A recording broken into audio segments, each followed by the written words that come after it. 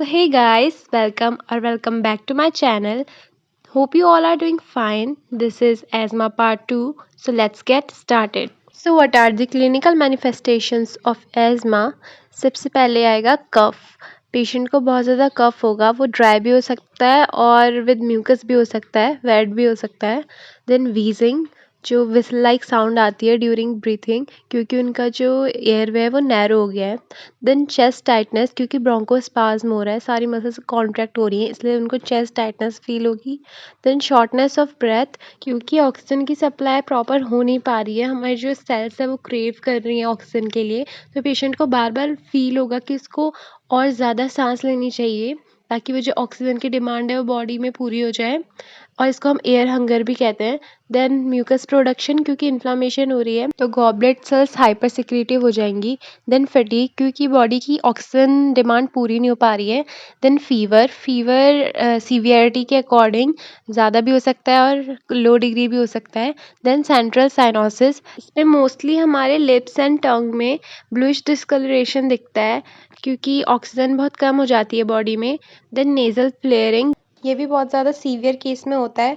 Then mental confusion and diaphoresis होती है excessive sweating, क्योंकि पेशेंट को बहुत ज़्यादा एंग्जाइटी होगी, अब उसको सांस नहीं आ रही है तो उनको बहुत ज़्यादा एंग्जाइटी कन्फ्यूज़न होगा. एंड केस अगर एक्सट्रीमली सीवियर हो गया तो रेस्पिरेटरी अरेस्ट हो जाएगा.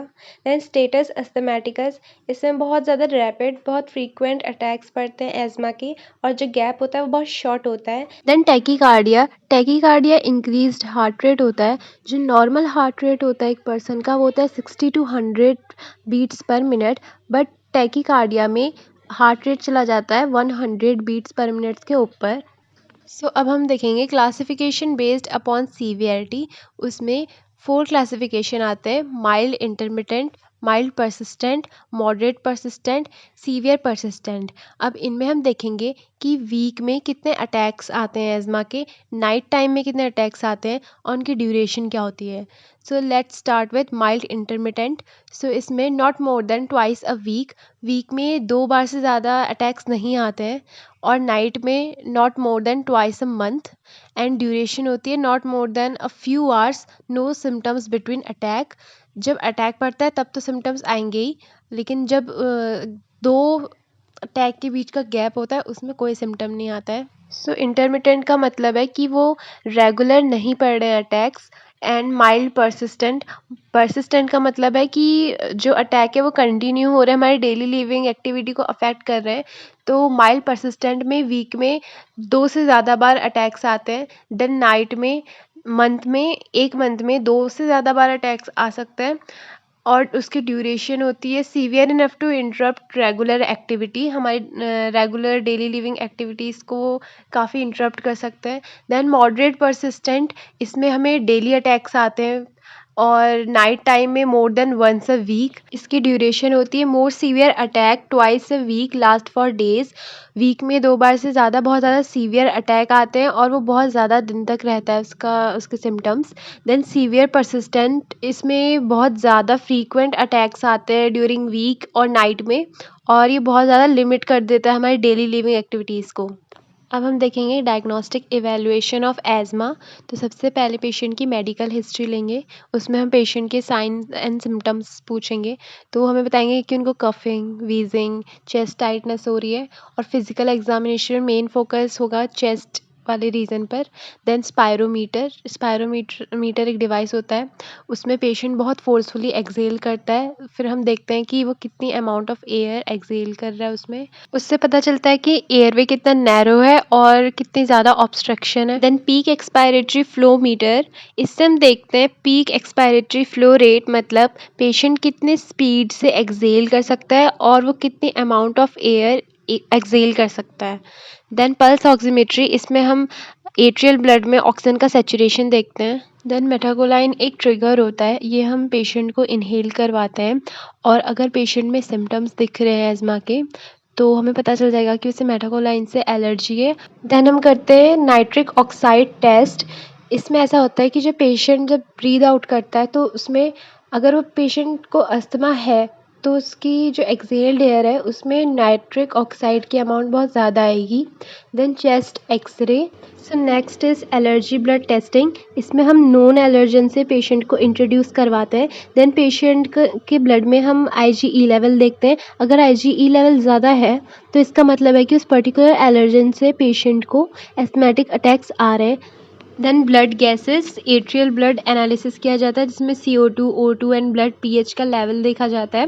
Then CBC, complete blood count. इसमें कंप्लीट ब्लड सेल्स का लेवल देखा जाता है, mainly eosinophils and erythrocyte sedimentation rate का। देन स्पूटम कल्चर, ये हम करते हैं कहीं कुछ इन्फेक्शन तो नहीं प्रेजेंट है। So now moving on to the management of asthma. तो एज़मा में जो हम मेडिकेशन प्रेफर करते हैं कि हम इन्हेल करके ले, तो MDI से लेते हैं, मीटर डोज इन्हेलर से, क्योंकि इन्हेलेशन से ड्रग डायरेक्टली हमारे लंग्स में जा रही है।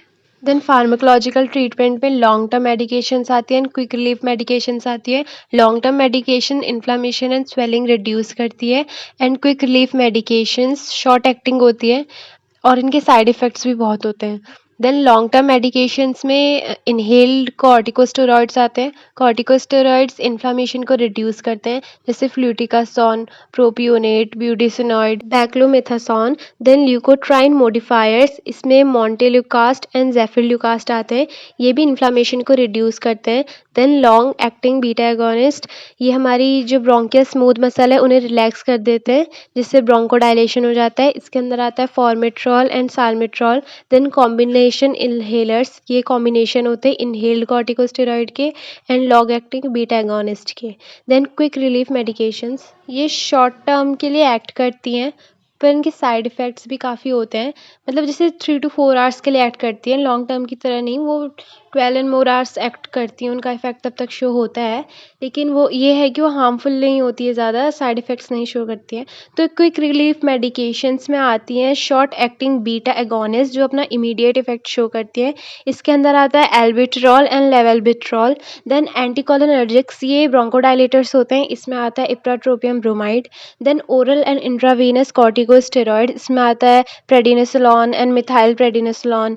देन ब्रोंकियल थर्मोप्लास्टी, ये एक आउट पेशेंट प्रोसीजर है, इसे तब यूज़ करते हैं जब मेडिकेशंस काम नहीं करती है। एज़मा के लिए कोई मेडिकेशन काम नहीं कर पा रही है, देन ये ब्रोंकियल थर्मोप्लास्टी यूज़ करते हैं। इसमें ब्रोंकोस्कोप इंसर्ट करते हैं थ्रू नोज़ और थ्रू ओरल रूट, हमारी जहाँ पे इन्फ्लामेशन हो रही है उस साइट पे, और वहाँ पे एक अलेयर सिस्टम को जनरेट करके वहाँ पे हीट का प्रोडक्शन होता है, जिससे जो वहाँ की मसल हैं वो थिन हो जाती हैं, और अगर वो थिन हो जाती है तो वो फर्दर अगर कुछ एलर्जन या फिर कोई भी कॉज से ट्रिगर कर रही है तो उसमें वहाँ पे इन्फ्लामेशन नहीं होती। देन नॉन फार्माकोलॉजिकल ट्रीटमेंट, इसमें हम ऑक्सीजन थेरेपी यूज़ कर सकते हैं पेशेंट को ऑक्सीजन एडमिनिस्ट्रेशन करके।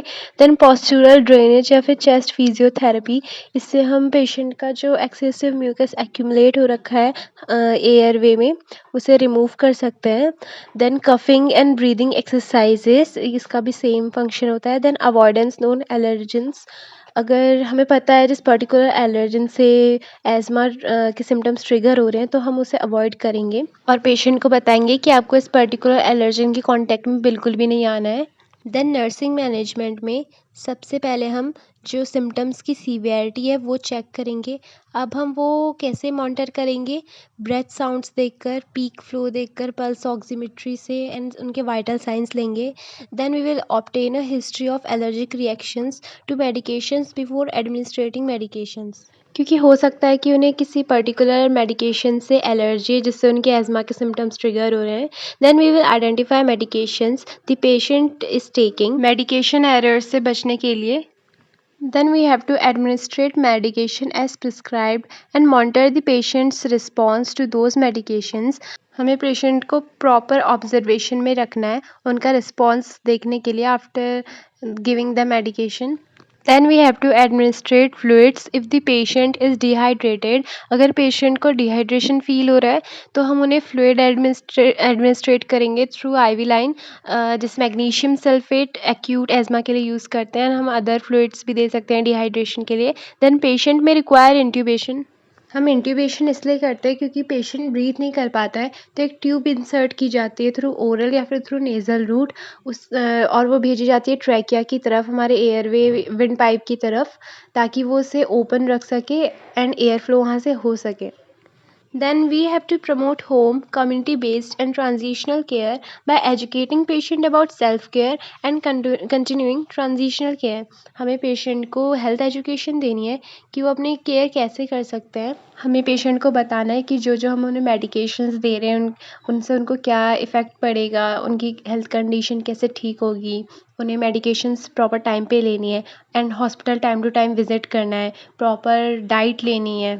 उन्हें कौन-कौन से एनवायरमेंटल कंट्रोल मेजर्स लेने, जिन एलर्जन से उन्हें एलर्जी हो रही है, उससे उन्हें कॉन्टैक्ट प्रिवेंट करना है। हमें उन्हें कुछ ब्रीदिंग एक्सरसाइज़ेज़ बतानी है एंड उन्हें इन्हेलर एंड एमडीआई का यूज़ बताना है, कैसे उसे यूज़ करते हैं, क्या प्रोसीजर है। So that's all for today's video. हमारा एस्मा टॉपिक भी कंप्लीट हो गया है। Thank you for watching, hope you liked it.